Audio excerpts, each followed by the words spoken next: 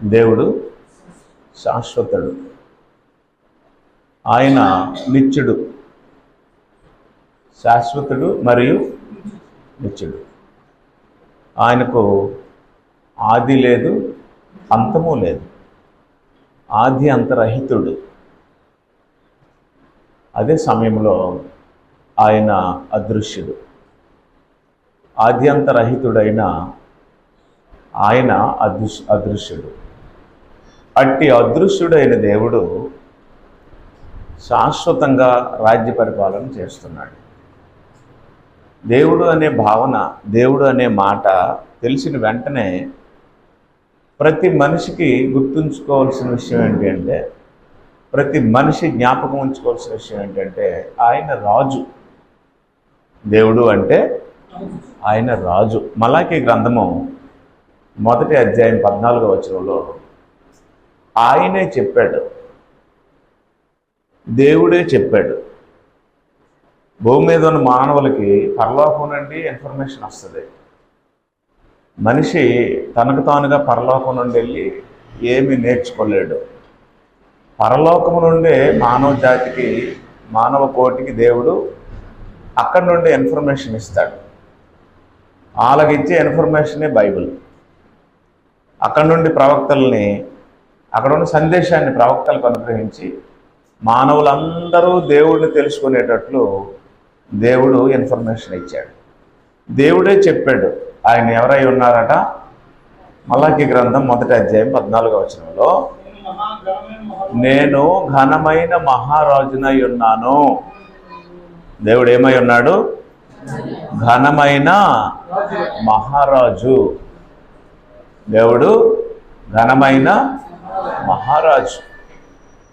దేవుడు ఏమై ఉన్నాడు? ఘనమైన మహారాజు. సాల్మన్ రాజు చెప్పడం కాదు. ఎవరు చెప్పారు అది? దేవుడే మలాకీ ప్రవక్త ద్వారా చెప్పాడు. మీరు కీర్తనల గ్రంథం చదివితే అనేక సార్లు దేవుడు రాజు అని, సైన్యములకు అధిపతి అని, సైన్యములకు అధిపతి ఈ రాజు ఎవడు అని, దేవుడు రాజు అని, ఆయన గురించి చాలా విషయాలు రాసి ఉంటాయి.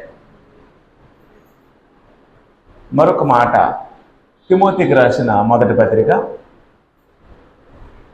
16వ అధ్యాయము, 1 తిమోతికి రాసిన పత్రిక 16వ అధ్యాయము 5వ అధ్యాయము, క్షమించండి, 1 తిమోతికి రాసిన 1వ పత్రిక 6వ అధ్యాయము 15వ వచనం. 1 తిమోతి పత్రిక 6వ అధ్యాయము 15వ వచనం. శ్రీమంతుడు అద్వితీయుడనగు సర్వాధిపతి యుక్త కాలములు యందు ఆ ప్రత్యక్షతను కనపరచును. ఆ సర్వాధిపతి ఏమై ఉన్నాడు? అదనమాట. రాజులకు రాజు, ప్రభువులకు ప్రభువునై ఉన్నాడు. ఏమై ఉన్నాడు? రాజులకు రాజు, ప్రభువులకు ప్రభు అయి ఉన్నాడు. ఆరాధించడానికి వచ్చే ప్రతి మనిషికి, దేవుడిని నమ్మడానికి వచ్చే ప్రతి మనిషికి, దేవుడు కావాలనుకునే ప్రతి వ్యక్తికి అర్థం అవ్వాల్సిన విషయం ఇది. ఆయన ఎవరు అంటే, ఆయన ఏమై ఉన్నాడు? ఘనమైన మహారాజు ప్లస్ రాజులకు రాజు. గ్రంథం చెప్పింది ఘనమైన మహారాజు మరియు రాజులకు రాజు, ప్రభువులకు ప్రభు. హలో, వినాలి ఫస్ట్. ఆయన ఏమై ఉన్నాడు? ఘనమైన మహారాజు, రాజులకు రాజు, ప్రభువులకు ప్రభు. 103వ కీర్తన, 145వ కీర్తన, 145వ కీర్తన 13వ వచనం. 145:13. 145:13. నీ రాజ్యము శాశ్వత రాజ్యం, నీ రాజ్య పరిపాలన తరతరములు నిలుస్తుంది. నీ రాజ్యము శాశ్వత రాజ్యము, నీ రాజ్య పరిపాలన తరతరములు నిలుస్తుంది.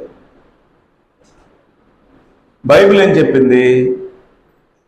దేవుడు ఏమై ఉన్నాడు? రాజు అయి ఉన్నాడు. ఎలాంటి రాజు? ఘనమైన మహారాజు. ప్లస్ ఆయనకి ఏముంది? ఆయన రాజులకు, ఆయనకి రాజులకు రాజు, ప్రభువులకు ప్రభు. అట్టి దేవుడు రాజని, ఆయనకు రాజ్యం ఉందని ఇక్కడ రాసి ఉంది. నీ రాజ్యము శాశ్వత రాజ్యం. దేవుని రాజ్యం ఎలాంటిది? శాశ్వతమైనటువంటి రాజ్యం. దేవుడు రాజు, ఆయన రాజ్యము శాశ్వతమైనటువంటి రాజ్యం. ఓకేనా? దేవుడు రాజు, ఆయన రాజ్యము శాశ్వతమైన రాజ్యం. దేవుడు అనగానే దేవుడు తెలియని జనాల్లో నుండి మనం వచ్చాం కాబట్టి రాయనో, చెట్టనో, వెండనో, బంగారమనో నిర్జీవ వస్తువుల్ని దేవుడనే భావనకి తీసుకురాకూడదు. దేవుడే చెప్పాడు, పైన ఆకాశం అందు కానీ, క్రింద భూమి మీద కానీ, భూమి క్రింద నీళ్ళ యందు కానీ దేని రూపమునైనను విగ్రహమునైనను మీరు చేసుకోకూడదు అని చెప్పాడు దేవుడు. ఎందుకంటే అలాంటి సంఘటనలు జరిగాయి. అందువల్ల దేవుడు ఏం చెప్తున్నాడు అంటే, నేనే దేవుడును తప్ప వేరొక దేవుడు మరి లేడు. ఒకవేళ ఆయన దేవుడు అయితే డెఫినెట్గా ఆయనకి ఏముండాలి? రాజ్యం ఉండాలి. దేవుడైతే ఏముండాలి? రాజ్యం ఉండాలి. దేవుడు ఉన్నాడు, దేవుడికి ఏముంటది? రాజ్యం ఉంటుంది. దేవుడు రాజ్యం. ఆ రకంగా బైబిల్ దేవుడు నేను దేవుడను, నేను రాజును, నేను ఘనమైన మహారాజును, నేను రాజులకు రాజునని చెప్పి నా రాజ్యము ఉందని చెప్పాడు. చెప్పలేదా? దేవునికి ఏముంది? రాజ్యం ఉంది. ఆయనకి రాజ్యం ఉంది. క్లియర్గా రాసి ఉంది. నీ రాజ్యము శాశ్వత రాజ్యము, నీ రాజ్య పరిపాలన ఎలా ఉంటుందట? తరతరములు ఉంటది. దేవుడు రాజు, ఆయన రాజ్య పరిపాలన తరతరాలు ఉంటది. ఓకేనా? రైట్. ఎక్కడుంది ఆయన రాజ్యము? ఎక్కడుంది ఆయన పరిపాలన అంటే పరలోకంలో పరిపాలన చేస్తున్నాడు. పరలోకంలో సింహాసనం ఉంది.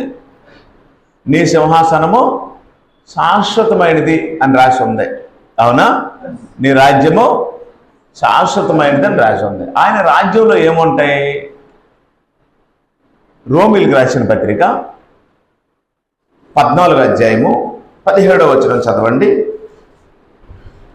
రోమిలకు రాసిన పత్రిక 14:17. దేవుని రాజ్యము భోజనము పానము కాదు గాని నీతి సమాధానము పరిశుద్ధాత్మ యందలి ఆనందము అని ఉంటది. ఓకేనా? దేవుని రాజ్యంలో ఏముంటాయి? నీతి, సమాధానము, న్యాయము, పరిశుద్ధాత్మ యందలి ఆనందం ఉంటాయి. అర్థమవుతున్నాయి మీకు?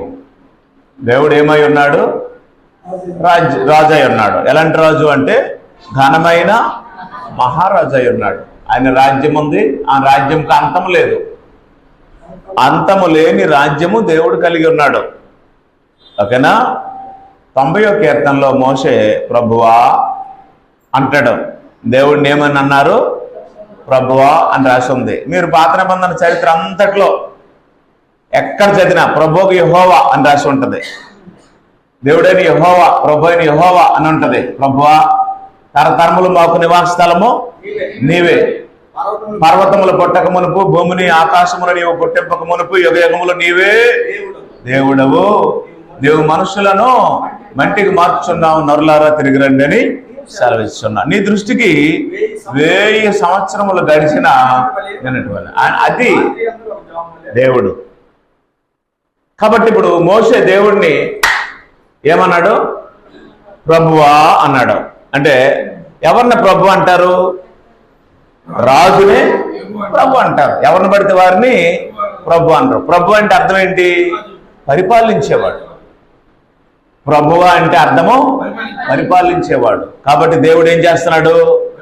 పరిపాలిస్తున్నాడు. ఇక్కడ రాసి ఉంది 145:13 వచనంలో, నీ రాజ్యము శాశ్వత రాజ్యము, నీ రాజ్య పరిపాలన తరతరములు ఉండును. రాజ్యంలో ఏముంటది? పరిపాలన ఉంటది. ఓకేనా? రాజ్య పరిపాలన చేస్తున్నాడు దేవుడు. అయితే ఆయన పరిపాలన ఎలా ఉంటుంది? నీతి, న్యాయము, సమాధానము, పరిశుద్ధాత్మ యందలి ఆనందం. అన్యాయము, అక్రమము, మోసము, లంచము దేవుని రాజ్యంలో ఉండవు. అన్యాయము, అక్రమము, మోసము, లంచము, దొంగతనము, వ్యభిచారము, అన్యాయము, అక్రమము ఇవి దేవుని రాజ్యంలో ఉండవు. దేవుని రాజ్యంలో ఏముంటది? నీతి. నీతి, అవునా? నీతి. నీతికి ఒక ఉదాహరణ చెప్పండి. నీతికి ఒక ఉదాహరణ చెప్పండి ఎవరైనా సరే. త్రాసు. ఇలా త్రాసు పట్టుకున్నాడు అనుకోండి, రెండు ఎలాగుండాలి? సమానంగానే ఉండాలి. ఇటువైపు ఒక వస్తువు వేస్తే అటువైపు ఒక గుండెస్తాడు, అవునా? అప్పుడు ఈ రెండు ఎలాగుండాలి? ఇక్కడ ముళ్ళు దగ్గర సమానంగా ఉంటాయి. నీతి అక్కడ తెలిసిపోద్ది. దేవుడు నిన్ను తోస్తాడని ఉంది కదా. సామెతల గ్రంథంలో మట్టపు గుండు, త్రాసులో గుళ్ళు గురించి రాశాడు. ఓకేనా? నీకు నీతి ఉందో లేదో, నీకు న్యాయం ఉందో లేదో అనేది నీ మనస్సాక్షి చెప్తుంది. కానీ వాత వేసావు కదా. మానవుడు దేనికి వాత వేశాడు?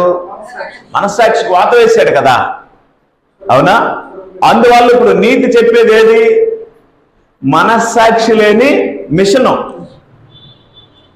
మిషన్కి మనస్సాక్షి ఉంటుందా? కానీ ఏం చెప్తుంది? నీతి చెప్తుంది, అవునా? మళ్ళీ ఈ మనస్సాక్షి ఉన్న మనిషి చేసింది ఆ మిషను. అదేంటంటే త్రాసు. ఓకేనా? త్రాసు మీద ముల్లాడుతుంది. ఇలా పట్టుకుంటే ముల్లాడుతుంది కదా. ఇటు వంగింది అనుకోండి అటు వెళ్తుంది, అటు వంగింది అనుకోండి ఇటు వస్తుంది, అవునా? కాబట్టి నీతి అంటే అక్కడ తెలుస్తుంది, న్యాయము అంటే అక్కడ తెలుస్తుంది. రెండు సమానంగా ఉంటే ముళ్ళు కరెక్ట్ గా ఉంటది. దేవుని రాజ్యము అలా ఉంటది. ఆయన రాజ్యంలో ఏముంటది? నీతి ఉంటది, సమాధానం ఉంటది, న్యాయం ఉంటది, సంతోషం ఉంటది, పరిశుద్ధాత్మ యందలి ఆనందం ఉంటది. అంటే ఇంకా చెప్పాలి అంటే యేసులో చెప్పాడు ఒక గోల్డెన్ వర్డ్ అని. ఇతరులు నీకేం చెయ్యాలని కోరుతున్నావో నీవు ఇతరులకి అదే చెయ్యి. అది నీతి. ఇతరులు నాకు అందరూ వందనాలు చెప్పాలని ఒకడు కోరుకుంటే ఇప్పుడు అందరికి ఏం చేయాలి ముందు? అది నీతి. What do you wanted to do by others you must do to the others. ఇతరులు నీకేం చెయ్యాలని నువ్వు కోరుకుంటావో నీవు ఇతరులకి అదే చెయ్యి. అది నీతి. ఇంకంతకంటే చెప్పలేను నేను. కాబట్టి ఒక మనిషికి నీతి ఉందో లేదో అనేది ఎక్కడ తెలిసిపోద్ది? త్రాసు దగ్గర తెలిసిపోద్ది, కొలతల్లో తెలిసిపోద్ది, అవునా? రెండు, ఒక మనిషికి నీతి ఉందో లేదనేది అంటే తాను నీతి మీద నడుస్తున్నాడో లేదనే విషయం తెలుసుకోవాలి అంటే ఇతరులు నీకేం చెయ్యాలని నువ్వు కోరుకుంటున్నావో నువ్వు పోయి ఇతరులకు అలా చెయ్యన్నాడు. అది నీతి. ఓకేనా? అట్టి నీతి ఎక్కడ ఉంది? దేవుని రాజ్యంలోనే ఉంది. అట్టి నీతి ఎక్కడుంది? దేవుని రాజ్యంలో ఉంది. కాబట్టి ఇప్పుడు దేవుడు దేనికి రాజు? నీతికి న్యాయానికి రాజు. ఆయన రాజ్యంలో కొలువై ఉంటాయి అవి నీతి న్యాయం. నీతి న్యాయములు గల రాజు, సైన్యములకు అధిపతియగు యెహోవా. ఆయన రాజులకు రాజు, ప్రభువులకు ప్రభు. అందువల్ల దేవుడు తీర్పు తీరుస్తాడు. ఈ లోకంలో తీర్పు తీర్చే అధికారము ఏ మానవునికి లేదు. ఉందా? అందువల్ల మనం ఏం చేయకూడదు? తీర్పు తీర్చకూడదు. బైబిల్ స్పష్టంగా చెప్పింది. అవును, తీర్పు తీర్చే మనుషుడా, నీవెవడమైనా నువ్వు సరే నిరుతుడు అయి ఉన్నావు, దేని విషయంలో ఎదుటివానికి తీర్పు తీర్చుతున్నావో దాని విషయంలో నీవే నేరస్తుడు అయిపోతున్నావు. ఎందుకు నేరస్తుడు అయిపోతున్నావు అంటే నీకు నీతి లేదు, న్యాయం లేదు, సమాధానం లేదు, పరిశుద్ధాత్మ యందలి సంతోషం లేదు. దేవుని రాజ్యంలో ఉండే ఆ వస్తువులు నీలో లేనప్పుడు నువ్వు ఇతర మనుషులకి ఏం చేయకూడదు? తీర్పు తీర్చకూడదు. మరి ఏం చేయాలంటే నోరు మూసుకొని ఉండాలి. కాబట్టి తీర్పు తీర్చడానికి ఎవరు సమర్థుడు? తీర్పు తీర్చే హక్కులు ఎవరికి ఉన్నాయి? ఆ నీతి న్యాయం గల దేవుడికి మాత్రమే ఉన్నాయి. ఆయనే మానవులకి ఏం చేస్తాడు? తీర్పు తీరుస్తాడు. తీర్పు తీర్చేది ఎవరు అంటే దేవుడు. అక్కడే స్పష్టంగా రాసి ఉంది. మత్తయి సువార్త 7వ అధ్యాయం డైరెక్ట్ గా చెప్పాడు యేసు ప్రభు. ఒకే మాట, మీరు తీర్పు తీర్చకుడి. అంతే, మీరు తీర్పు తీర్చకుడి. చెప్పినోడు ఎవరు? యేసు ప్రభు.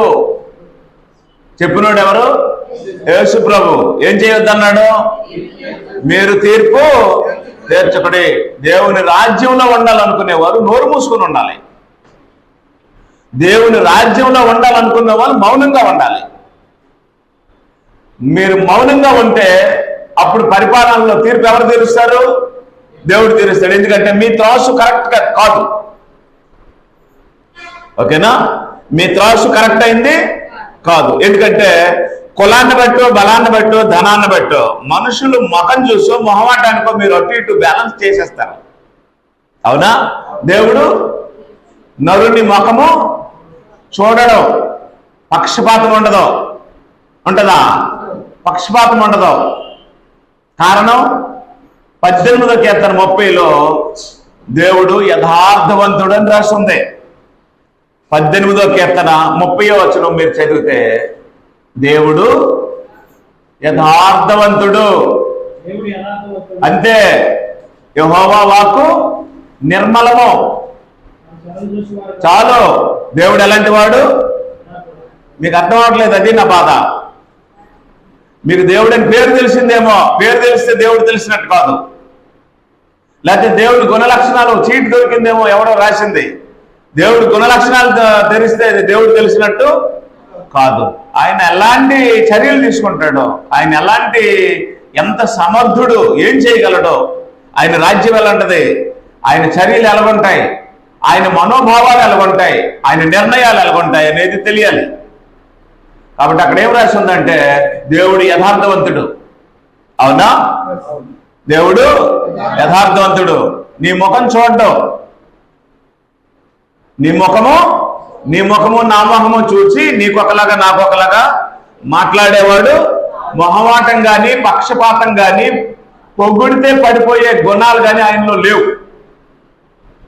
మనుషులు ముఖస్థుతి చేస్తారు కదా, అలాంటి ముఖస్థుతి గాని, బొంకుల మాటలు గాని దేవుడు విని సంతోషించేవాడు కాదు. పైపెచ్చి దేవుడు అంతరంగాన్ని పరిశోధిస్తాడట. ఇర్మియా గ్రంథము 17వ అధ్యాయము 19వ వచనం మనం చూసినట్లయితే, 9వ వచనం చూసినట్లయితే దేవుడు అంతరంగాన్ని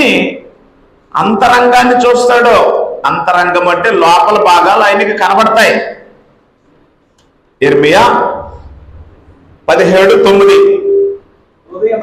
హృదయము అన్నిటికంటే మోసకరమైనది, అది ఘోరమైన వ్యాధి కలది, దాన్ని గ్రహించేవాడు ఎవడు లేడు. ఒకని ప్రవర్తనను బట్టి వాని క్రియల ఫలము చెప్పున ప్రతికారం చేయుటకు యెహోవాను ఆయన హృదయములను పరిశోధించేవాడు, అంతరంద్రియములను పరీక్షించేవాడు. అక్కడి నుండి ఆయన చూస్తే ఎంఆర్ఐకి కానీ, ఏ స్కాన్కి కానీ, ఏ ఎక్స్రేకి కానీ, ఏ మిషన్కి కానీ దొరకని నీ హృదయంలో ఉండే ఈ పరిశోధన అనేది ఆయన తెలిసిపోతుంది.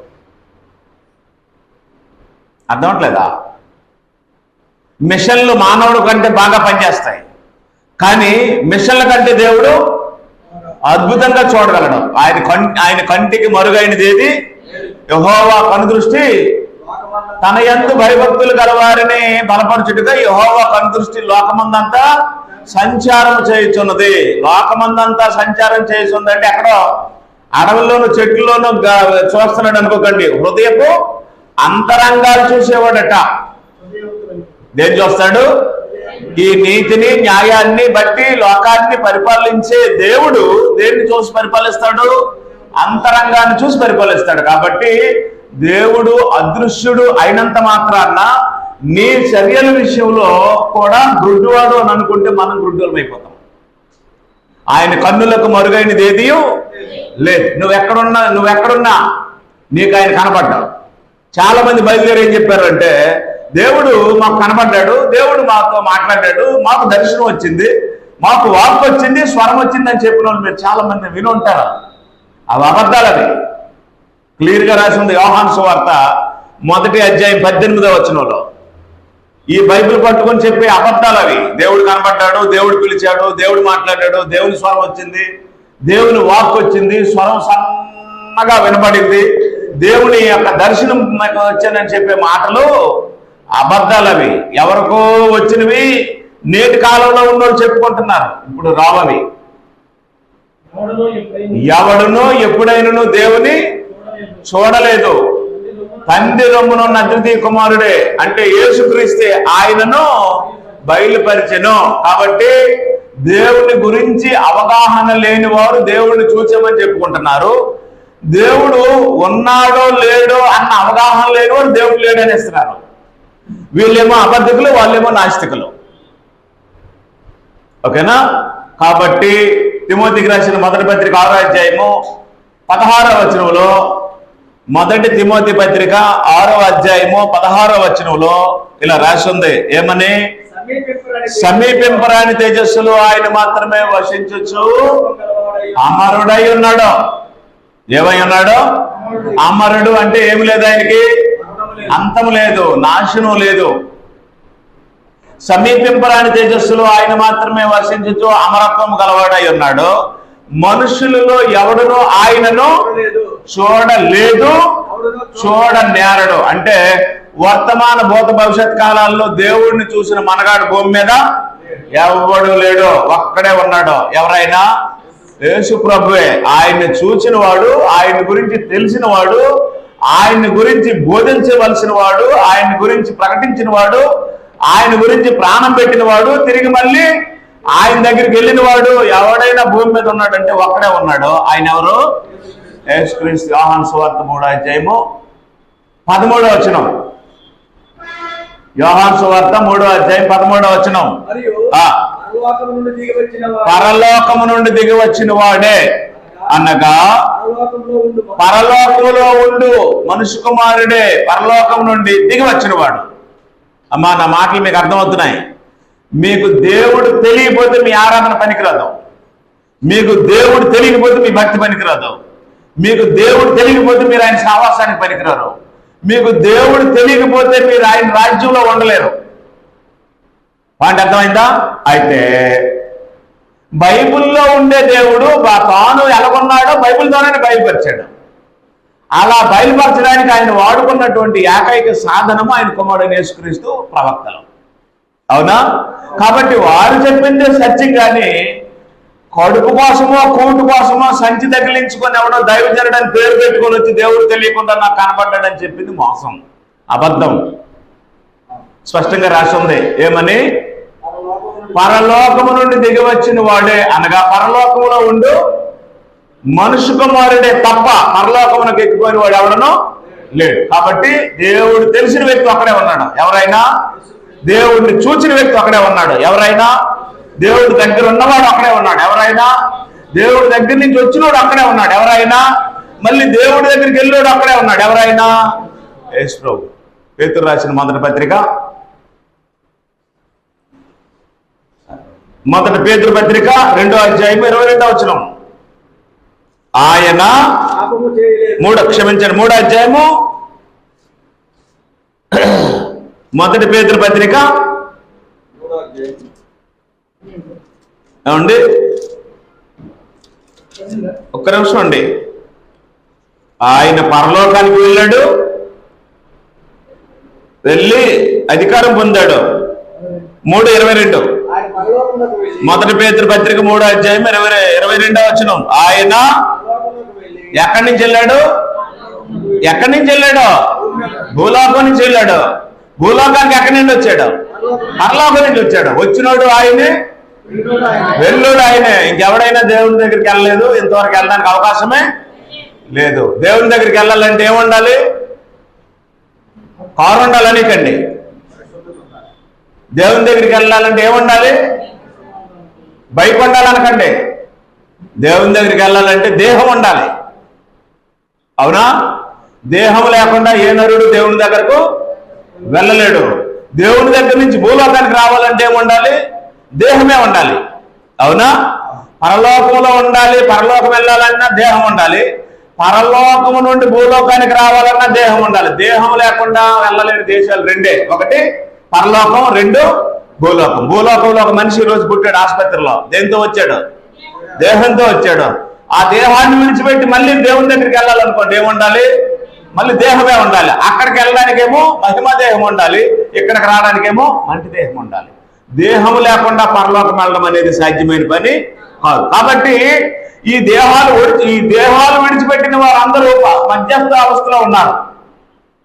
ఈ దేహాలు విడిచిపెట్టి చనిపోయిన వారందరూ మధ్యావస్థలో ఉన్నారు తప్ప ఎక్కడికి వెళ్ళిపోలేదు, పరలోకానికి వెళ్ళిపోలేదు. రాసి ఉంది, పరలోకం నుండి వచ్చిన వాడు తప్ప పరలోకంలోకి ఎక్కిపోయిన వాడు ఎవడను మధ్యలో ఒక అవస్థ ఉంది, మధ్యలో ఒక ప్లేస్ ఉంది. అక్కడికి వెళ్ళడానికి దేహాలు ఉండక్కర్లా, ఆత్మలే వెళ్తాయి. ఓకేనా? అందువల్ల మనం తెలుసుకోవాల్సిన విషయం ఏంటంటే, ఇప్పుడు దేహాలు ఉంటాయి, పరలోకాన్ని వెళ్ళడానికి దేహాలు ఉంటాయి, మధ్య అవస్థలో ఉండడానికి ఏమక్కర్లేదు, దేహాలు అక్కర్లేదు. ఆత్మలుగా అక్కడ స్టోర్ చేస్తాడు. ఆ స్టోర్ చేసే ప్రదేశమే పరదైసు, పాతాళము అనబడతాయి. ఓకేనా? కాబట్టి మనిషికి మరణము అంతమైపోయింది అనుకుంటున్నారు జనం. అంతం కాదు, ఆరంభం. భూమి మీదకి రావడానికి ఆరంభం శరీర జన్మ, నిత్యత్వంలోనికి వెళ్ళడానికి ఆరంభం శరీరం నుండి ఆత్మ విడుదల పొందడం. శరీరం దొడుక్కొని భూమి మీదకి వస్తే శరీర జన్మ ఆరంభం అవుతుంది. శరీరాన్ని విడిచిపెట్టి ఆత్మ బయటికి వెళితే ఆత్మ సంబంధమైన జీవితం ఆరంభం అవుతుంది. ఓకేనా? అంతే తప్ప చావుతో మనిషికి ఏమి లేదు, ముగింపు లేదు. భ్రమపడకండి. చావుతో మనిషికి జీవితం క్లోజ్ అయిపోయేది కాదు చావు.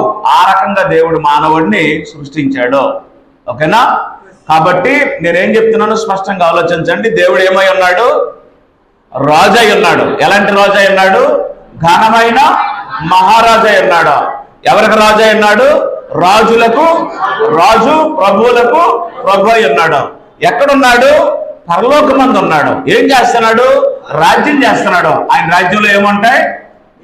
నీతి ఉంటది, న్యాయం ఉంటది, సమాధానం ఉంటది, పరిశుద్ధాత్మీయందలి ఆనందం ఉంటది. అవునా? అది దేవుని రాజ్యం. అది దేవుని రాజ్యంలో ఉండే నీతి న్యాయాలు. అలాంటి మహోన్నతుడైన దేవుడు శాశ్వతమైనటువంటి రాజై, అమరుడై మానవుని యొక్క హృదయాన్ని పరిశీలిస్తాడు, అంతరంగాన్ని చూస్తాడు. ఎందుకంటే ఆయన రాజ్య నియమాలు గోడల మీద, రాళ్ళ మీద రాయబడవు. ఎక్కడ రాయబడతాయి? హృదయాల మీద, మనస్సుల మీద రాయబడతాయి. మానవునికి ఆత్మనివ్వడానికి ప్రధాన కారణం అదే. మానవునికి ఆత్మనివ్వడానికి ప్రధాన కారణము అదే. అవునా? మానవునికి ఆత్మనిచ్చాడా? ఇచ్చాడు. ఆత్మలో ఏముంటాయి?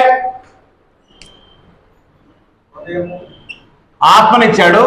ఆత్మలో ఏముంటది అంటే హృదయం ఉంటది, మనస్సు ఉంటది, మనస్సాక్షి ఉంటది. హృదయాల మీద, మనస్సుల మీద రాస్తాడు. ఏం రాస్తాడు? హృదయాల మీద, మనస్సుల మీద ఏం రాస్తాడు?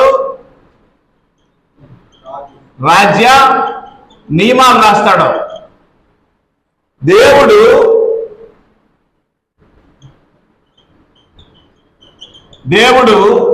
ఆయన రాజ్య నియమాలను రాసే పుస్తకమే, ఆయన రాజ్య నియమాలు రాసే పత్రమే హృదయం. ఆయన రాజ్య నియమాలు రాసే పేపరే మనస్సు. అవునా? చెప్పండి. ఇర్మియా గ్రంథం 31వ అధ్యాయము, ఇర్మియా గ్రంథము 31వ అధ్యాయము 31 నుంచి మనం చూసినట్లయితే, జన్మలైన తర్వాత నేను ఇశ్రాయేలు ఇంటి వారితో యోధా వారితో క్రొత్త నిబంధన జన్మలు వచ్చున్నవి. ఇదే యెహోవా వాక్కు. అది ఐగుప్తులో నుండి వారిని చేయబట్టుకొని వారిని వేగులకు రప్పించినప్పుడు నేను వారి పితరులతో చేసిన నిబంధన వంటి నిబంధన కాదు. అంటే వారితో చేసినటువంటి నిబంధన ఏ నిబంధన? ధర్మశాస్త్రం. ఇదే నిబంధన ధర్మశాస్త్రం కాదు. ధర్మశాస్త్రం వంటిది కాదు. నేను వారి పెనిమిటినైనను వారి నిబంధనను భంగం చేసుకుని ఈ జన్మలైన తర్వాత అంటే ధర్మశాస్త్ర దినాలు అయిపోయిన తర్వాత నేను ఇశ్రాయేలు ఇంటి వారితో చేయబో నిబంధన ఏదనగా ఎక్కడ రాస్తామన్నాడు? వారి మనసుల్లో రాస్తాను, ధర్మము వారి మనసుల మీద రాస్తాను, వారి హృదయాల మీద రాసేతను అన్నాడా? రైట్. అంతకుముందు ఎక్కడ రాశాడు ఆయన రాజ్యాన్ని? ఆయన రాజ్యాంగ నియమాలు అంతకుముందు ఎక్కడ రాశాడు? ఇశ్రాయేలీల కొరకు, కేవలము ఇశ్రాయేలీల కొరకు ఆయన రాజ్య నియమాలు ఎక్కడ రాశాడు? రాళ్ళ మీద రాశాడండి. ఎక్కడ రాశాడు? రాళ్ళ మీద రాశాడు. ఈ ధర్మశాస్త్రము దేవుని రాజ్య నియమమే. ఈ ధర్మశాస్త్రము దేవుని రాజ్య నియమమే. అవునా? ఈ ధర్మశాస్త్రంలో కూడా నీతి ఉంది లేదా? నీతి ఏంటి? నిన్ను కుడి చెంప మీద కొడితే నో, ఆయన కూడా ఆడి కుడి చెంప మీద కొట్టనేది. నిన్ను కుడి చెంప మీద కొట్టు వారి వైపునకు నీ ఎడమ చెంప కూడా తిప్పమనేది ఈ నియమము. కంటికి కన్ను, పంటికి పన్ను, చేతికి చెయ్యి, కాలికి కాలు, వాతకు వాత, దెబ్బకు దెబ్బ. అవి ఎక్కడ రాశాడు?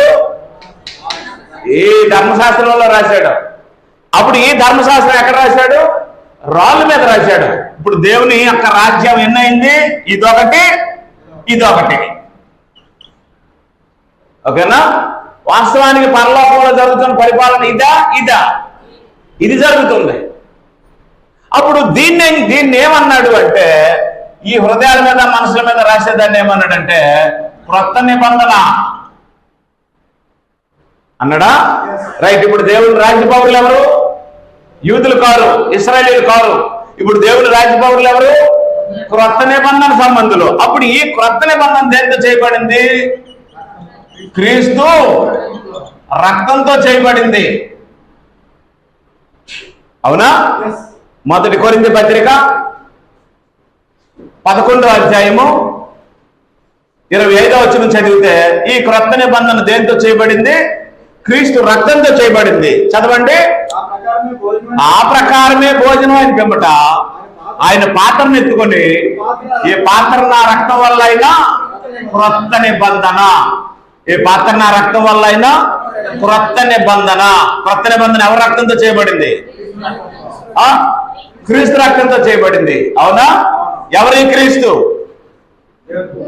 రాజులకి రాజు అయిన దేవుని కుమారుడు, ప్రభువులకు ప్రభు అయిన దేవుని కుమారుడు. రాజులకు రాజు అయిన దేవుని కుమారుడైన రాజు, ప్రభువులకి ప్రభు అయిన దేవుని కుమారుడైన ప్రభు. ఆయన రాజే, ఈయన రాజే. ఆయన ప్రభువే, ఈయన ప్రభువే. కాదా? రాజకుమారుడు ఏమవుతాడు? రాజు అవుతాడు. ప్రభువుకు పుట్టినోడు ఏమవుతాడు? ప్రభు కుమారుడు ప్రభు అవుతాడు. ఓకేనా? అప్పుడు దేవుడు ఏం చేశాడు అంటే, ఇక్కడ ఇశ్రాయేలీలకి డైరెక్ట్ గా దేవుడు ఏమై ఉన్నాడో రాజుగా ఉన్నాడు. అప్పుడు క్రొత్త నిబంధన చేసిన తర్వాత ఈ ధర్మశాస్త్రాన్ని ఏం చేశాడు? దేవుడు కొట్టేశాడు. క్రొత్త నిబంధన చేసిన తర్వాత ధర్మశాస్త్రాన్ని ఏం చేశాడు? దేవుడు కొట్టేశాడు. 2 కొరింథీ పత్రిక 3వ అధ్యాయం 2 కొరింథీ పత్రిక 3వ అధ్యాయం 14వ వచనం. వారి మనసులు అంటే ఇశ్రాయేలీల మనసుల కఠినములు అయిన గనుక నేటి వరకు పాత నిబంధన చదివినప్పుడు అది క్రీస్తునందు ఏం చేయబడింది? కొట్టివేయబడింది. 2 కొరింథీ పత్రిక 3వ అధ్యాయము 14వ వచనం మీరు చూసినట్లయితే, దేవుని రాజ్యాంగంగా నీతిని నేర్పించడానికి తన ప్రజల్ని క్రమపరచడానికి ఇశ్రాయేలీయులకి దేవుడు ఇచ్చినటువంటి ధర్మశాస్త్రాన్ని ఇప్పుడు దేవుడు ఏం చేశాడు? కొట్టేశాడు. 14వ వచనంలో చూసుకోండి.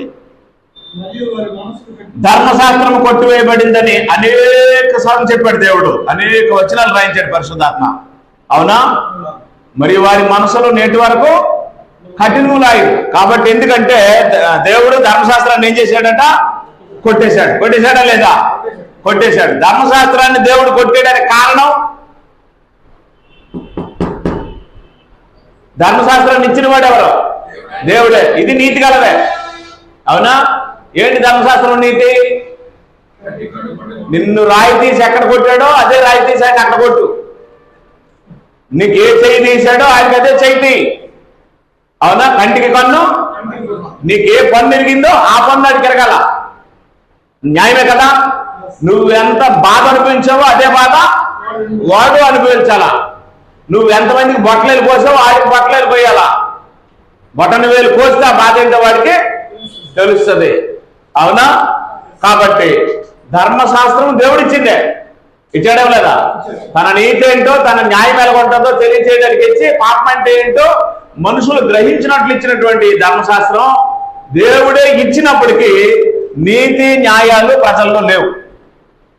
యెషయా గ్రంథము 5వ అధ్యాయము 7వ వచనాన్ని మీరు చదివినట్లయితే, ఇశ్రాయేలు వంశము సైన్యములకు అధిపతి యెహోవా ద్రాక్ష తోట, యోధా మనుషులు ఆయనకి ఇష్టమైన వనము, ఆయన న్యాయము కావాలని చూడగా బలత్కారం కనబడింది, నీతి కావాలని చూడగా. రైట్. ఈ రాజ్యంలో, ఈ ధర్మశాస్త్రం ఇచ్చి పరిపాలించిన దేవుని రాజ్యంలో ఏమి లేదు? నీతి లేదు, ఏమి లేదు, న్యాయము లేదు. అప్పుడు ఇశ్రాయేలు అయిన ఈ ప్రజలకి దేవుడిచ్చినటువంటి చట్టమైన ధర్మశాస్త్రం వల్ల దేవుడు ఆశించిన ఫలాలు లేవు. చెప్పాడు కదా, ఆయన పైనుండి చూస్తే మంచి ద్రాక్షలకు బదులు ఏ ద్రాక్షలు కాసాయి అన్నాడు? 6 ద్రాక్షలు కాసాయి. కాబట్టి జనం నాకు అక్కర్లేదు, దాన్ని ద్రాక్ష తోటను ఏం చేశాడు? నాశనం చేశాడు. చేయలేదా? అప్పుడు కొత్త నిబంధన చేయడానికి ద్రాక్ష తోట వేశాడు. ద్రాక్షవల్లి ఎవరు? ద్రాక్షవల్లి నేను అన్నాడు క్రీస్తు.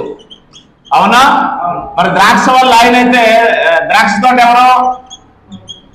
ద్రాక్ష తోట సంఘం. ఎవరి స్థానంలోకి ఎవరిని పెట్టాడు దేవుడు? ఇశ్రాయేలీ స్థానంలో క్రైస్తవులు పెట్టాడు. అవునా? ఇక్కడ ఆయనే రాజుగా ఉన్నాడు. ఓకేనా? ఆ రాజు స్థానంలో ఎవరిని పెట్టాడు? క్రీస్తుని పెట్టాడు. ఇప్పుడు క్రైస్తవులు ఏమయ్యారు? సంఘం అయ్యారు. క్రైస్తవులు ఏమయ్యారు? సంఘం. అయితే ఇప్పుడు క్రైస్తవులు రాజు ఎవరు? క్రీస్తు అయ్యాడు. రాజు మారాడా? మారలేదా? మారాడు. ఇక్కడ ఏం లేకపోతే మార్చాడు? నీతి న్యాయాలు లేకపోతే మార్చాడు. ఇక్కడ ఏముండాలని కోరుతున్నాడు? నీతి న్యాయం ఉండాలని చెప్తున్నాడు. అలాంటి నీతి న్యాయాలు కలిగిన ప్రజలు ఓ సంఘమై ఆరాధిస్తే, ఆత్మతోనూ సత్యంతోనూ ఆరాధిస్తే, అలా ఆరాధించిన వారు యథార్థవంతులైతే అప్పుడు ఆయన ఆనందిస్తాడు. అంటే అర్థమైందా? ఇప్పుడు రాజు ఎవరు మనకి? అప్పుడు వారికి రాజు ఎవరు? రాజులకు రాజు అన్నది కదా. ఇప్పుడు మనకు రాజు క్రీస్తు అయితే క్రీస్తుకు రాజుగా ఎవరున్నారు? తండ్రే క్రీస్తుకు శిరస్సుగా రాజుగా ఉన్నాడు. రాజులకు రాజు అయినా మనకు రాజు అయినా. అర్థమలేదా? కాబట్టి ఇప్పుడు దేవుడు అనే మాట తెలియగానే మనలో ఎలాంటి భావం రావాలి? ఘనమైన మహారాజు దేవుడు అని రావాలి. ఘనమైన మహారాజు రావాలి. ఆయన రాజ్యంగా ఉండాలి అంటే నీలో ఏముండాలి? నీతి ఉండాలి, న్యాయం ఉండాలి, సమాధానం ఉండాలి, ఎల్లప్పుడూ ఆనందంగా ఉండాలి. ఈశ్వరుని ఏడ్చిన వాళ్ళు దేవుని రాజ్య పౌరులు, ఈర్ష్యాపరులు, కక్షలు పెట్టుకున్నవారు, సమాధానం లేని వారు, ఒకడి అభివృద్ధిని చూడలేని వారు, సనుక్కున్నవారు, సంశయాలు ఉన్నవారు, అనుమానాలు ఉన్నవారు దేవుని రాజ్యానికి వారసులు. ఆ దేవుని రాజ్య పౌరుల యొక్క నడవడికి సంబంధించిన నియమావళి పత్రికల్లో ఉంది. మనకు అర్థమైందా? ఇప్పుడు దేవుని రాజ్యము మనము దేవుని రాజ్యం అయ్యేటట్లు క్రీస్తుని మన మీద రాజుగా నియమించాడు. అపోస్తుల కార్యములు 2:36 అంటాడు, మీరు సిలువ వేసిన ఈ యేసుని దేవుడు ప్రభుగాను క్రీస్తుగాను. క్రీస్తు అంటే అభిషక్తుడు, అభిషక్తుడు అంటే రాజు, అవునా? ప్రభు. ఇప్పుడు మన ప్రభు ఎవరు? క్రీస్తు. ఇప్పుడు మన రాజు ఎవరు? క్రీస్తు. అయితే ఆయన ఏ రాజు దగ్గర నుంచి వచ్చాడు? తన తండ్రి అయినటువంటి రాజులకు రాజు అయినటువంటి దేవుడి దగ్గర నుంచి వచ్చాడు, అవునా? ఇప్పుడు మన ప్రభు ఎవరి దగ్గర నుంచి వచ్చాడు? ప్రభువులకు ప్రభు అయిన దేవుడి దగ్గర నుండి వచ్చాడు. వచ్చి ఇప్పుడు మనకేమయ్యాడు? ప్రభు అయ్యాడు, రాజు అయ్యాడు. అక్కడ రాస్తుంది కదా. ఇప్పుడు మన ప్రభు మన రాజు అయిన ఆయన ఎలాంటి వాడు అంటే నీతిమంతుడు. ఆయన్ని పిలాతు సిలువ వేసే టైంలో పిలాతు భార్య పిలాతుకు వర్తమానం పంపించి, ఈ పొద్దు ఆ నీతిమంతుని గురించి నేను కలలో మిక్కిలి బాధపడ్డాను, నువ్వు ఆ నీతిమంతుని జోలికి వెళ్ళొద్దు అన్నాడు, అవునా? యేసు ప్రభు ఎవరు? నీతిమంతుడు. నీతిమంతుడు, పక్షపాతం ఏమాత్రము లేనివాడు, కపటము లేనివాడు. ఆయన నోట ఏ కపటమును లేదు. ఆయన దేహమందు ఏ పాపము చేయబడలేదు. ఆయన పాపము లేనివాడు, కపటము లేనివాడు, పరిశుద్ధుడు, పాపులలో చేరగా ప్రత్యేకముగా ఉన్నవాడు, ఆకాశ మండలము కంటే మిక్కిలి హెచ్చైన వాడు ఆయన ప్రధాన యాజకుడు క్రీస్తు. ఓకేనా? రైట్. ఇప్పుడు దేవుని యొక్క రాజ్యము ఎవరికి ఇవ్వబడింది? క్రీస్తుకి ఇవ్వబడింది. ఆ దేవుని రాజ్యంలో పౌరులుగా ఉండే భాగ్యం ఎవరికి ఇవ్వబడింది? మనకు ఇవ్వబడింది, అవునా? అట్టి దేవుని రాజ్య పౌరులు క్రీస్తు ఏమన్నాడు అంటే మత్తయి సువార్త 16వ అధ్యాయం 18వ వచనం. స్పీడ్గా తీయాలి. మత్తయి సువార్త 16వ అధ్యాయం 18వ వచనంలో పేతురు అంటాడు, నేను ఎవరని జనులు చెప్పుకొనిచున్నారని వారి శిష్యులు అడిగాడా? నా మాటకు సమాధానం చెప్పండి. నేను ఎవరని జనులు చెప్పుకొనిచున్నారని పేతురు కడమ అపొస్తలుల్ని యేసుప్రభు అడిగితే, అప్పుడు జనులు నువ్వు ఏలియావని, ఇర్మియావని, యోహానువని, ప్రవక్తల్లో ఒకడవని చెప్పుకొనిచున్నారని చెప్పాడు, అవునా? అప్పుడు పేతురుని స్పెషల్ గా అడిగాడు, మీరేం చెప్పుకుంటున్నారు నా గురించి అని అడిగితే పేతురు అంటాడు 18వ వచనంలో, నీవు సజీవుడు ఒక దేవుని కుమారుడు అయిన క్రీస్తువి అని అన్నాడు. అప్పుడు యేసు ప్రభు ఏమన్నాడు చూడండి, 18వ వచనం చదవండి. 18వ వచనం చూడండి. మరియు నీవు పేతురువు, ఈ బండ మీద ఏం కడతానన్నాడు? నా సంఘాన్ని కడతానన్నాడు. కడతానని చెప్పినాడు ఎవరు? క్రీస్తు. ఇదిగో నేను ఇక్కడ ఆల్రెడీ రాశాను. ఏం కడతామన్నాడు? మత్తయి సువార్త 16వ అధ్యాయము 18వ వచనంలో క్రీస్తు ఏం కడతామన్నాడు? నా సంఘం అన్నాడు. నా అన్నాడు. ఎవరిది పడితే వాడిది కాదు సంఘం. సంఘం ఎవరిది? క్రీస్తుది. ఎవరిది పడితే వాడిది కాదు రాజ్యం. రాజ్యం ఎవరిది? క్రీస్తుది. ఆయన సంఘానికి ఏమై ఉన్నాడు? సంఘానికి శిరస్సు. రాజ్యానికి ఏమై ఉన్నాడు? రాజు అయి ఉన్నాడు. అంటే ఇప్పుడు రాజు ఆయనే, శిరస్సు ఆయనే. ఓకేనా? అంటే దేవుని రాజ్యం ప్రకటిస్తే ఏం జరిగింది? మనుషులు నమ్మి బాప్తిస్మం పొందారు. ఓకేనా? మనుషులు నమ్మి బాప్తిజం పొందిన వారు ఏమయ్యారు? సంఘం అయ్యారు. ఆ సంఘానికి క్రీస్తు ఏమయ్యాడు? శిరస్సు అయ్యాడు. బైబిల్ చెప్పే సమాచారం అది. దీనికి మించి ఇంకొక సంఘాన్ని ఎవడైనా ఎక్కడైనా కట్టినా, దీనికి మించి ఇంకొక పేరు, క్రీస్తుని తీసేసి ఇంకొక పేరు ఎవరైనా ఎక్కడైనా పెట్టినా వారికి దేవుని రాజ్యం మీద అవగాహన, ఆలోచన కూడా లేదు. అట్టివారు దేవుని రాజ్య పౌరులు కాదు. ఏదో ఒక సంఘంగా ఉంటారు, ఏవో కొన్ని కార్యక్రమాలు చేసి చచ్చిపోతారు, అంతే. వారు శాశ్వతమైనటువంటి దేవుని రాజ్యానికి సంబంధించిన వారు. వారికి దేవుడు రాజని, దేవుని కుమారుడు రాజని, దేవుడు ప్రభు అని, దేవుని కుమారుడు తర్వాత ప్రభు అని, ఆ దేవుడే ఆ కుమారుడిని సంఘానికి శిరస్సుగాను రాజ్యానికి రాజుగాను నియమించాడని, ఆ రాజ్యంలోనే మనమున్నామని, ఆ రాజ్యంలో నీతి న్యాయాలు ఉంటాయని, అట్టి నీతి న్యాయాలు ఉండడానికి ఆయన ఇచ్చినటువంటి రాజ్యాంగ చట్టము ఇశ్రాయేలీయులకి ధర్మశాస్త్రం అయితే, నేడు క్రైస్తవులకి కొత్త నిబంధన తెలియని వాళ్ళు ఎవరు దేవుని రాజ్య పౌరులు కాదు. ఇప్పుడు మనం దేవుని రాజ్య పౌరులుగా ఉండాలంటే మనకి ఏ చట్టం ఉండాలి? మనం దేవుని రాజ్య పౌరులుగా ఉండాలంటే మనం ఎందులో ఉండాలి? క్రీస్తు సంఘంలో ఉండాలి. ఇలాంటి అపోస్తలుల ద్వారా పరిశుద్ధాత్మ ఇచ్చినటువంటి గ్రంథపు బోధన పక్కన పెట్టి క్రీస్తు సంఘం మొన్న వచ్చింది అన్నోడు ఒకడో, నిన్న వచ్చింది అన్నోడు ఒకడో, మీరు ఏ సంఘంగానే వెళ్ళండి కానీ క్రీస్తు సంఘంకి వెళ్ళకండి అన్నోడు ఒకడో ఉన్నారా లేరా? మీరు పొరపాటున ఇంటికి వెళ్ళి వందనాలు చెప్పారు అనుకోండి, ఎవరికైనా క్రీస్తు సంఘంకి వెళ్ళేవేటి, వందనాలు అంటున్నావేటి ఈ మధ్య నువ్వు, అవునా? అంటున్నారు లేదా? బైబిల్లో వందనాలని ఉంటే మరి వందనాలని వందనాలు అంటామా? పవిత్రమైన ముద్దు పెట్టుకుని ఒకరికొకడు వందనములు చేయుడు. క్రీస్తు సంఘములన్నీ మీకు వందనములు. ఏ ప్రాంతంలో ఉన్న మన శతాబ్దాల్లో క్రీస్తు సంఘాలు ఉన్నాయి. అందుకే బైబిల్లో ఏమని రాస్తుంది? క్రీస్తు సంఘాలు అని రాస్తుంది. బైబిల్ క్రీస్తు సంఘం తప్ప మరొక సంఘం గురించి ఎక్కడ మాట్లాడినట్టు కానీ, మరొక సంఘానికి సంబంధించిన రిఫరెన్స్ బైబిల్లో రాసినట్టు కానీ ఎక్కడ ఏం మనం చూడలేము. అసలు లేదు. అసలు బైబిల్ ఉన్నది ఒకే సంఘం, ఆ సంఘమే రాజ్యమని యేసు ప్రభు నికోదేముకు చెప్పాడు. యోహాను సువార్త 3వ అధ్యాయంలో నికోదేము దగ్గరికి యేసు ప్రభు వెళ్ళి ఏమన్నాడు అంటే, బోధకుడా, నికోదేము అంటున్నాడు ముందు, నువ్వు దేవుడి యొద్ద నుండి వచ్చిన బోధకుడు అని, దేవుడు అతనికి తోడై ఉంటేనే నీవు చేయించిన సూచక్రియలు ఎవడను చేయలేడని యేసు ప్రభుతో ఆయన చెప్పినప్పుడు యేసు ప్రభు ఏమన్నాడంటే, ఒకడు నీటి మూలముగాను ఆత్మ మూలముగాను జన్మించితే గాని దేవుని రాజ్యంలో చూడలేడు, దేవుని రాజ్యంలో ప్రవేశించలేడు. తెలుసా నీకు ఇది అని అడిగితే తెలీదు అన్నాడా. ఇశ్రాయేలుకి ఎలా బోధకుడు అయిపోయావు? ఇశ్రాయేలుకి బోధకుడు అయి ఉండి ఇవి తెలియవా నీకు అన్నాడా. నేనేమంటానంటే, ఈరోజు 40 సంవత్సరాలు బోధకుడు అయి ఉండి ఈరోజు పెద్ద పెద్ద బిరుదులు పెట్టుకొని, డాక్టరేట్లు పెట్టుకొని, రెవరెండ్లు పెట్టుకొని, పోపులను బిరుదులు పెట్టుకొని ఇది తెలియదా నీకు? దేవుని రాజ్యమే క్రీస్తు సంఘము, క్రీస్తు సంఘమే దేవుని రాజ్యమని, ఆ దేవుని రాజ్య పరిపాలనకు సంబంధించిన రాజ్య నియమావళి క్రొత్త నిబంధన ఇది తెలియదా నీకు? బైబిల్లో రాసి ఉంది కదా. మరి ఇది తెలియకుండా ప్రజలు ఎక్కడికి తీసుకెళ్తాం? కాబట్టి దయతో ఆలోచించండి. ఆలోచించి దిద్దుకోవడానికి, ఒప్పుకోవడానికి, నమ్మడానికి ప్రయత్నం చేయండి. మనుషులు నమ్మకండి. దేన్ని నమ్మాలి? గ్రంథాన్నే నమ్మండి. ఇది ఉందో లేదో చూసుకోండి.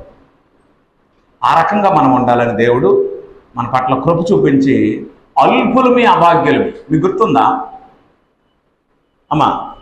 మీకు గుర్తుందా? ఒక పెద్ద మనిషి వాళ్ళ అబ్బాయికి పెళ్లి చేస్తున్నాడు.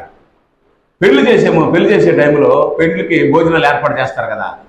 క్రొవ్వునటువంటి భోజనం, మాంసంతో భోజనం ఏర్పాటు చేశాడు. అందరికీ ఇన్విటేషన్లు ఇచ్చాడు. ఇన్విటేషన్ ఇస్తే పెళ్లికి ఎవ్వరూ పెళ్లికి రాలే. అప్పుడు ఏం పెళ్లికి రాలేదు అంటే, పనులు అట, నెపములు సాగిరి అని రాసి ఉంది కదా. మాకు ఇవాళ పొలం పని ఉందండి, నాకు క్యాంప్ ఉందండి, మా అమ్మాయిని స్కూల్లో మా అబ్బాయి దగ్గరికి వెళ్ళానండి, మా చుట్టాలు, మా బంధువులు అని చెప్పి వీళ్ళు ఏం చెప్పారట? నెపములు చెప్పేశారట. నెపములు చెప్తే అప్పుడు ఆ పెద్ద మనిషి ఏం చేశాడంటే, పెద్ద ఆయన, పిలవబడిన వారు పెండ్లి విందుకి యోగ్యులు, అర్హులు కారు. నువ్వు త్రావంటి వెళ్తే కుంటివారు, గుడ్డివారు, అంగహీనులు ఉంటారు. ఉన్నారు లేదా? వాళ్ళు తీసుకురాన్నాడు. పంట అర్థమైందా? ఇప్పుడు పిలవబడిన వారు నెపములు చెప్పారా లేదా? వీళ్ళు వదిలై ఇంక ఇలా భోజనానికి అర్హులు కారని. అప్పుడు ఎవరు పిలిచాడు? సంఘాన్ని పిలిచాడు. సంఘము అంటే అర్థము పిలవబడిన వారు. పిలిచాడా లేదా? ఎవరి సంఘము? కుంటివారు, గురుటివారు, అంగహీనులు. అవునా? మనం ఇలాంటి వారు కాబట్టి ఇప్పుడు వాళ్ళ వదులుకునే భోజనం ఎవరికి దొరికింది? మనకు దొరికింది. ఆ భోజనము ప్రభు యొక్క శరీరం, ఒక పరిశుద్ధుని యొక్క దేహాన్ని ఈరోజు మనం ఏం చేస్తున్నాం? భోజనంగా స్వీకరిస్తున్నాం. ఇది నా శరీరము తిని నా రక్తము త్రాగువాడే నిత్య జీవం. ఆయన రాజ్యంలో నది ఆ భోజనం ఉంది. ఇది మీరు చెయ్యండి, నా తండ్రి రాజ్యంలో మీతో కూడా నేను చేస్తానని చెప్పలేదా? ఆ భోజనం ఆయన రాజ్యంలో, ఆయన పరిపాలనలో, ఆయన సంఘంలో, ఆయన శిరస్సుగా ఉన్న సంఘంలో ఈరోజు మనకు దొరికింది. అయితే ఇది మీకు తేలిగ్గా ఉంటుంది. ఒక ఇంట్లో చేసిన రొట్టె కదా, ఒక రోడ్డు మీద కొని తెచ్చిన ద్రాక్ష పళ్ళే కదా అన్నట్టు మీకు ఉంటుంది. నో, అది ప్రభు యొక్క శరీరం, అది ప్రభు యొక్క రక్తం. సాదృశ్యం అని కూడా అనలేదు ఎక్కడన్నా. ఇది నా రక్తము, ఇది నా శరీరము, ఇది నా రక్తము, డైరెక్ట్గా చెప్పాడు. ఆ రకమైనటువంటి మహాభాగ్యము అన్యులమైన మనకి, కుంటివారు గురుటివారమైన మనకి ఎంతో ప్రేమను, ఎంతో కృపను చూపించి క్రీస్తునందు అనుగ్రహించాడు. అయితే మనం కూడా నిలకడలేని మాటలు, నిలకడలేని జీవితాలు, నిలకడలేని వాతావరణంలో ఇంకా ఉన్నాం. లేమా? దిద్దుకోమంటున్నాడు. దిద్దుకోండి, సరి చేసుకోండి. వాళ్ళకి గెలవలేని మహాభాగ్యం ఈరోజు మీకు దొరికింది. దాన్ని మీరు కాపాడుకోండి అని చెప్పి మనకి క్రీస్తునందు సంఘంలో ఉండే మహాభాగ్యం దయచేసి. క్రీస్తు సంఘంలో లేకుండా దేవుని రాజ్యంలో వెళ్తానని అనుకోవడం భ్రమ, మోసం. జాగ్రత్త. అలాంటి మహాభాగ్యం ఈరోజు మనకి ఆదివారపేటలో దేవుడు ఇచ్చాడు. ఈ రాజ్య నియమాలు మనం ఆచరించవలసిన వారమై ఉన్నాం, ఈ రాజ్య భోజనం చేయవలసిన వారమై ఉన్నాం. ఆ రకంగా మనందరం బలపడాలని ప్రేమతో కోరుకుంటూ సెలవు తీసుకుంటాం. మీ అందరికీ